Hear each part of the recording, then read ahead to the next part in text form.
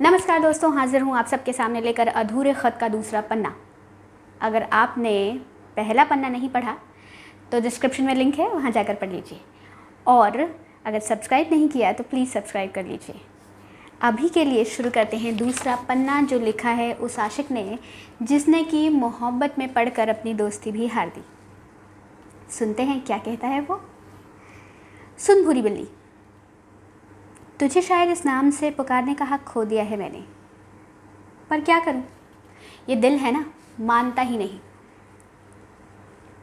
ये अभी भी सोचता है कि शायद ऐसा कुछ करूं, ऐसा कुछ कहूं जिससे तुझे पालूं, एक माशूक की तरह नहीं, पर एक दोस्त की तरह। मैं जानता हूं लेकिन कि अब ये मुमकिन नहीं।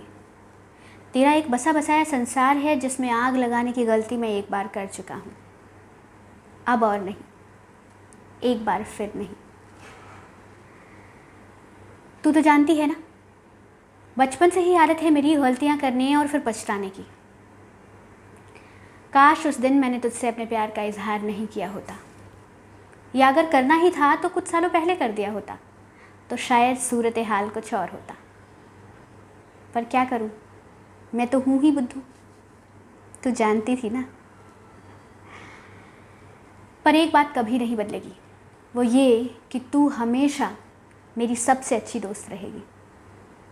उमा बहुत अच्छी है, तेरे जाने के बाद उसने मुझे बहुत संभाला और जीवन साथी बनकर हर पल मेरा साथ दिया। और रोशनी, वो तो जान है मेरी। हाँ, अपनी बेटी का नाम हमने तेरे नाम पर रखा है। पर जानती है, ये मेरा आइडिया नहीं था, ये उमा का कहना था। उसने कहा कि ये ज़िंदगी में एक रोशनी की किरण बनकर आई है, इसलिए इसका नाम तो रोशनी ही होना चाहिए। पर जब हमने ये नाम रखा था ना, तब नहीं पता था, नहीं पता था तब कि तेरी ही तरह ये भी एक दिन हमें हमेशा के लिए छोड़कर चली जाएगी। नहीं पता था कि अपनी कच्ची नींद तोड़कर और मौत की चादर ओढ़कर ये भी चली जाएगी।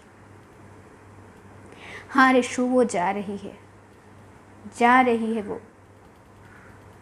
हम सबको छोड़कर। तू सोच रही होगी इस वक्त मैं तुझे याद कर रहा हूँ। हाँ, कर रहा हूँ, पर इसलिए कि चाहे रिशु जा रही है, पर उसका वजूद फिर भी हमारे बीच रहेगा। और जानती है उसका सबब कौन है? तू। क्योंकि तूने ही कॉलेज में मुझे ऑर्गन डोनर बनने की इंस्पिरेशन दी थी। और जब सालों बाद मैं उमा को भी ऑर्गन डोनर के लिए रजिस्टर कराने ले गया, तो रिशु ने ज़िद पकड़ ली कि मैं भी बनूंगी, मुझे भी रजिस्ट्रेशन कराना है। और हमें नहीं पता था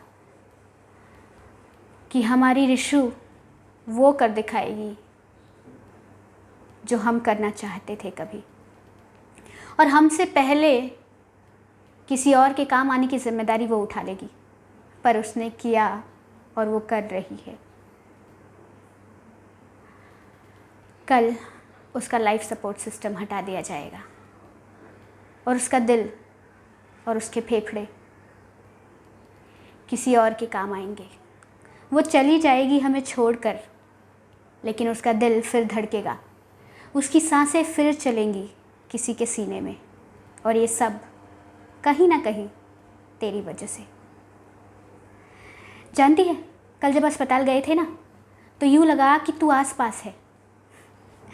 कितना बेवकूफ़ हूँ ना मैं। अब भी तुझे याद करता हूँ और तुझे ढूंढता हूँ हर मुसीबत में। अरे तुझे अस्पताल जाने की क्या ज़रूरत,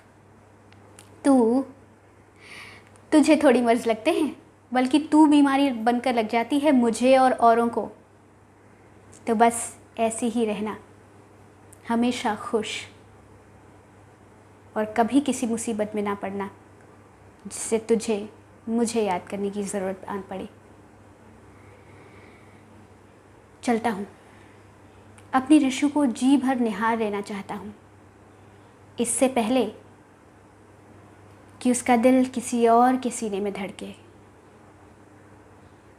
और उसकी सांसें किसी और को ज़िंदगी दें। तेरा दीपक। तो ये रहा ख़त का दूसरा पन्ना। अगर आप सबकी आज्ञा रही तो तीसरा पन्ना भी लेकर ज़रूर हाज़िर होंगी। तब तक के लिए आप सब अपना ध्यान रखिए, और अगर आपको ह्यूमरस वीडियोस पसंद हैं, क्योंकि ये इमोशनल वाले हैं, तो आप बाकी वीडियोस देखिए, और नया फ़नी वीडियो लेके मैं जल्दी ही हाज़िर होती हूँ। तब तक के लिए ध्यान रखिए, खुश रहिए, स्वस्थ रहिए, मुस्कुराते रहिए। नमस्कार। जयराम जी की जय हिंद।